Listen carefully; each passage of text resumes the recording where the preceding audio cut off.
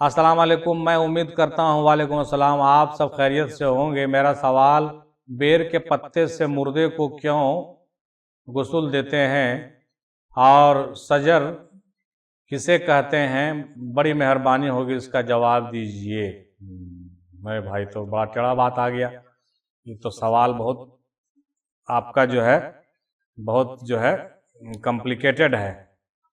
पहली बात यह है कि बैर के पत्ते से नहाना, ये भी बड़ा मानी रखता है। बैर के पत्ते से नहाना, हाँ, जनाजे को बेर के पत्ते से नहाया जाता है।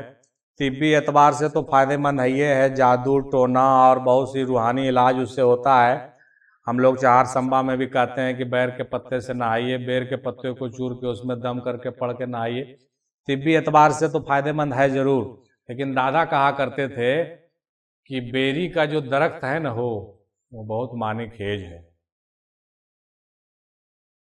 सिदरतुल मुंतहा पर जो है ना बेरी का दरख्त है, दादा कहा करते थे।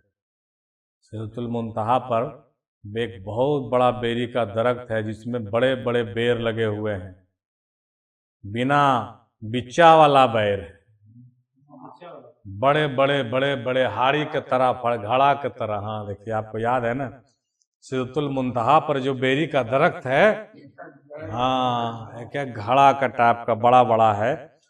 तो बेरी का दरख्त हालांकि तिब्बी एतबार से तो बड़ा मुफीद बताया गया है, लेकिन उसका एक रूहानी पहलू ये भी है कि वो जो है बहुत बुलंदी पर पाया जाने वाला एक फल है। ये मतलब एक फल का पेड़ है और उसका ताल्लुक जो है बहुत ही ऊंचाई और सिदरतुल मुंतहा से है, यानी अल्लाह ताला के मकाम अहदियत और वाहिदियत से उसका ताल्लुक है ना भाई।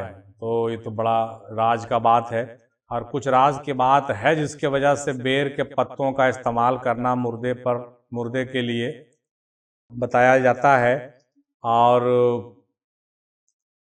बेर का ताल्लुक जो है इन्हीं सब वजूहात के वजह से जो है सुन्नत बन गई, या फिर रसूल पाक ने अपने अस्वतन हसना में अपने ज़िंदगी में सब चीज़ को करके दिखाया ताकि आदमी जो है इन चीज़ों की मार्फत हासिल करे, इनकी हकीकत को समझ सके। हमने हाल ही में एक शेर लिखा था कि नजरें तेरी बेरी पर है दिखता नहीं बबूल, सेहरे का हर फूल ये बोले सेहरे का हर फूल, 2008 में। तो उसमें ये शेर कोई नहीं आज तक समझ सका, ना कोई डिस्कस किया। बहुत सा शेर अभी भी मेरे कुलियात में है जिसका डिस्कशन कोई नहीं कर पाता, इसलिए कि उसके ऊपर से जाता है। अब एक ही शेर है, नजरें तेरी बेरी पर है दिखता नहीं बबूल। बताइए तो क्या माने हुआ इसका? हाँ, मतलब ये हुआ, हम कहना ये चाह रहे थे अलवी साहब को, हालांकि चूंकि मेरा उससे पुराना निस्बत था, हम उसको ये कहना चाहते थे कि आए मेरे दोस्त, तुम्हारी नज़र जो है सिदरतुल मुंतहा पर है, तुमको दुनिया की लज्जत नज़र नहीं आती। दुनिया को हमने मिसाल दिया था, दुनिया की लज्जत बबूल का पेड़ है, इसमें फंसोगे तो फंस जाओगे, कांटों में उलझ जाओगे। लेकिन दीन की जो लज्जतें हैं वो बेरी के दरख्त की तरह है, वो सिदरतुल मुंतहा पर उसका फल होता है जिसमें शमर बका लगता है। तो हम वही कहा कि नजरें तेरी बेरी पर है दिखता नहीं बबूल, सेहरे का हर फूल ये बोले सेहरे का हर फूल। मतलब कहने का मतलब ये हुआ कि आप जो है, हाँ, दुनिया की तरफ नहीं बल्कि आखिरत की जिंदगी की तरफ ध्यान दीजिए, उधर नजर जमाए रखिए। तो कहने का मतलब मुराद ये है कि बेरी के दरख्त से मुराद यही है कि आपका रुझान सिदरतुल मुंतहा की तरफ होना चाहिए, है ना? हाँ, यही वजह है। हाँ, होना चाहिए, हाँ है, परवाज़ बुलंद होना चाहिए। तो यही वजह है कि बाज सुन्नतों में, बाज हदीसों में इन तमाम चीज़ों का जिक्र मिलता है, और हम जो है आज भी बेरी के दरख्त से नहाते हैं, पेड़ पत्ते से नहाते हैं तो शिफायाब होते हैं। बेरी का फल भी खाइए तो उसमें भी जो है एक बहुत लज्जत होती है, नया फल जो भी आता है, और तो वो एक जन्नती फल कहा गया है उसको। जन्नती फल ही नहीं बल्कि उसको सिदरा का फल कहा गया है ना। तो आप जो कह रहे हैं नहाना, ठीक है, इसमें बड़े राज भेद है भाई, ज़्यादा बात इस पर तो हम नहीं कर सकेंगे क्योंकि ये अंदरूनी बातें हैं। बहरहाल जितना हमसे समझ में आया हमने कहा। और सजर किसे कहते हैं? सजर के माने दरख्त होता है, और दरख्त को ही सजर कहते हैं, और उसी से सजरा भी बना है, उसी से सजरा भी बना है। اس لیے ہم لوگ جو درخت جو شجرہ پڑھتے ہیں اس کا تعلق درخت سے اس لیے ہے کہ اس کو ہم اپنے بزرگوں سے جوڑتے ہیں، اور وہ شجرۃ الطیبہ کہلاتا ہے، یعنی پاک درخت۔ کلمہ طیب کے درخت کو پاک درخت کہا گیا ہے، اور وہ کلمہ طیب کا درخت کا تعلق رسول پاک سے ہوتے ہوئے تمام اولیاء اللہ سے ہو کے ہم لوگوں تک پہنچتا ہے۔ تو اس شجر کو بھی ہم شجرہ سے جوڑ کے دکھاتے ہیں لوگوں کو، تاکہ یہ پتہ چلے کہ جس طرح سے رسول پاک نے درخت کے نیچے بیعت کیا تھا، تو ہم لوگ اس کو صوفیہ اصطلاح میں کہتے ہیں کہ وہ درخت جو ہے رسول پاک کا ہے نا، اور اس درخت کے نیچے اس کے سائے میں ہم لوگ ہیں، گویا کہ ہم لوگ سلسلے در سلسلے رسول پاک سے جڑ رہے ہیں، ہے نا۔ تو شجر اور شجرہ سمجھ میں آ گیا آپ کو؟ السلام علیکم۔ وعلیکم السلام بھائی۔ 4 پیر 14 خانوادے ہیں، اس کے بارے میں بات کریں۔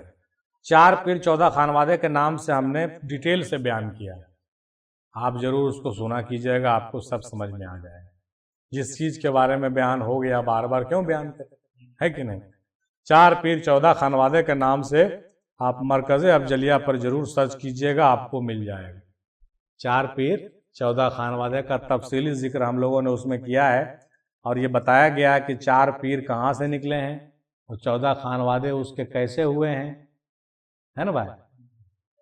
4 صحابہ بھی ہیں اور 4 مسلک کے امام بھی ہیں، اس کے علاوہ 4 سلاسل بھی ہیں، 4 سلسلہ ہے نا جی۔ تو یہ ساری باتیں ہم نے اس میں ڈیٹیل سے بات کیا ہے، اور 14 خانوادہ جو ہے بزرگوں کے خانوادے بھی 14 ہوئے ہیں، اس میں بتایا گیا۔ اس کے علاوہ 14 معصومین ہیں، تو 14 معصومین جو رسول پاک 12 امام اور رسول پاک اور حضرت فاطمہ سلام اللہ علیہ، تو 12 دو 14 ہو گیا، تو یہ 14 معصومین ہیں، تو اس کا بھی تعلق ہم نے اس میں بیان کیا ہے، آپ ضرور اس کو سنیے گا تو پتہ چلے گا کہ 4 پیر کون ہیں، 14 خانوادے کون، ٹھیک ہے۔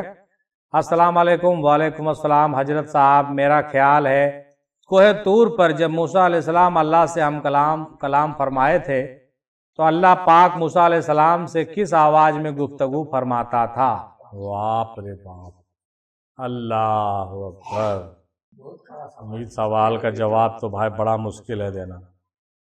کس آواز میں گفتگو فرماتا تھا، یہ تو بھائی موسیٰ علیہ السلام ہی جانتے ہیں کہ وہ کیسی آواز سنتے تھے، ہے نا؟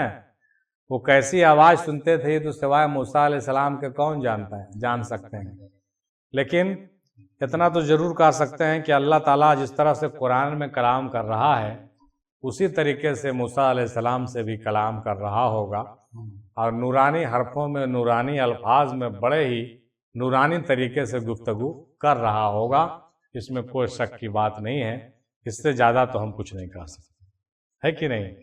اللہ تعالیٰ اپنے بندے سے کس لہجے میں کب بات کرے گا یہ تو ہم نہیں کہہ سکتے ہیں، تو لیکن پھر بھی اتنا ضرور کہہ دیں گے کہ کہتے کہتے حضرت علامہ اقبال کا وہ شعر یاد آ رہا ہم کو کہ چھپایا حسن کو اپنے کلیم اللہ سے جس نے، چھپایا حسن کو اپنے کلیم اللہ سے جس نے، وہی ناز آفری ہے جلوہ پیرا ناز نینوں میں، وہی ناز آفری ہے جلوہ پیرا نازنینوں میں، جنہیں میں ڈھونڈتا تھا آسمانوں میں زمینوں میں، وہ نکلے میرے ظلمت خانہ دل کے مکینوں میں۔ ہم جانتے ہیں کہ یہ سبجیکٹ بہت ہارڈ ہے، اور جس طرح کی گفتگو ہم کر رہے ہیں وہ بات آپ لوگ تھوڑا کم ایبزارب کر رہے ہیں، لیکن پھر بھی انشاءاللہ آتے رہیے، ہر مجلس میں بیٹھتے رہیے، کچھ نہ کچھ تو ضرور ملتا رہے گا۔ اور ایک بات کا خیال اور رکھیے، حالانکہ ہم کبھی کبھی بہت یہ ہو جاتے ہیں کہ کیا ضرورت ہے کوئی سننے والا ہی نہیں، راہ دکھلائیں کسے راہ روئے منزل ہی نہیں، ہم تو مائل بکرم ہیں کوئی سائل ہی نہیں۔ تو یہ اب آپ لوگوں کا کام ہے، ہم اب کسی کو فون نہیں کریں گے، اب آپ ہی لوگوں کو فون کرنا ہے ہر 6 تاریخ کو، اور مجلس میں 2 4 5 آدمی کو رکھنا ہے تاکہ گفتگو ہو، اور نہیں بھائی خالی رہے گا تو گفتگو بند کر کے ہم بھی سو جائیں گے۔ ہم کو کیا ضرورت پڑی ہے اس کی؟ ضرورت آپ لوگوں کو ہے۔ رہی بات سوشل میڈیا کے لیے ہم اپنے روم میں بیٹھ کے ہم بیان کر دیتے ہیں، جو سوال آتا ہے سو پوچھ دیتے ہیں، جواب دے دیتے ہیں، ان لوگوں کو پہنچ جاتا ہے، لیکن آپ لوگوں تک پہنچنے کے لیے ایک مجلس کی ضرورت تو ہے، تو یہ مجلس کو آپ لوگوں کو منعقد رکھنا پڑے گا، ہے کہ نہیں؟ تبھی بات آگے بڑھے گی۔